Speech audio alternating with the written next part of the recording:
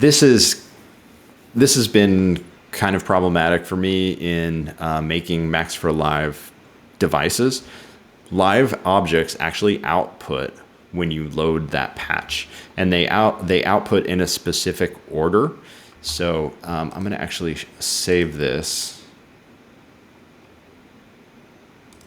and then we'll go back here, and I'm going to clear this Max window so that we can see it when I reload the patch.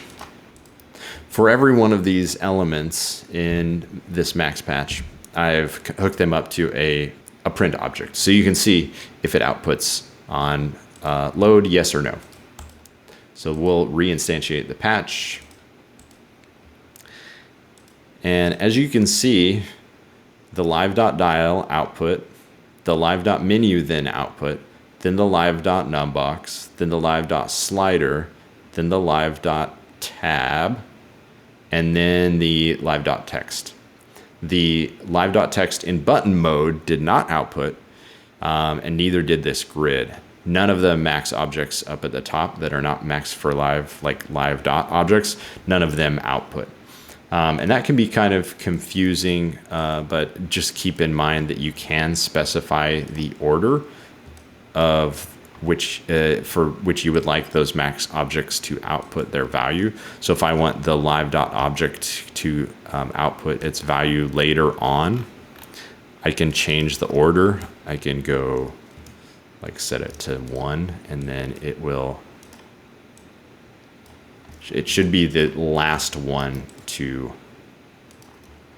output on load now. Let me clear out the Max window. Delete the device, re-add the device. And then if we open the Max window, you'll see, sure enough, live.dial has changed its order. Now it's outputting last instead of somewhere up towards the top.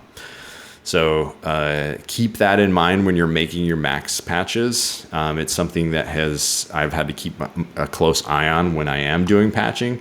It's thrown a lot of things off and caused some unexpected behaviors when I'm doing my patching.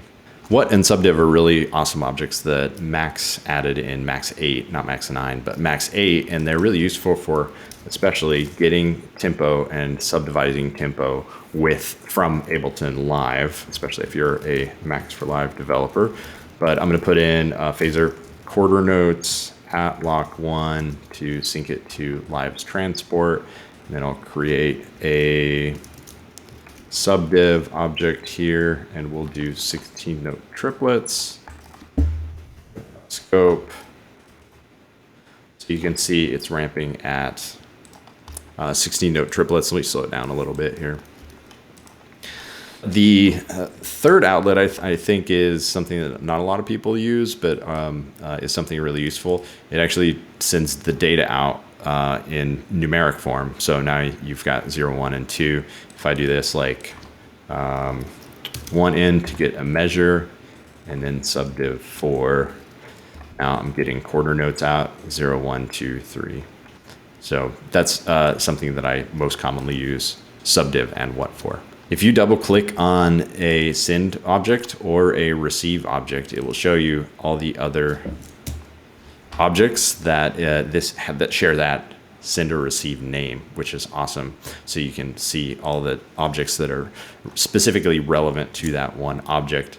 And then I don't know how long this has been in Max. Maybe it's new for 9, but if you click on the object's action menu and then go to the bottom, you'll see there's this option for create receive title. So it'll just create a receive element with that same title, and vice versa. If I click this and click on that for the receive object, it'll create a send object. I do wish it gave you the option, because I think most people don't actually write send and receive. They just write R and S, which works exactly the same. I wish there was an option so that you could also create R title, and so that it's a little bit shorter of an object. But I'm being really nitpicky. It's just such an easy way to create a receive or a send object.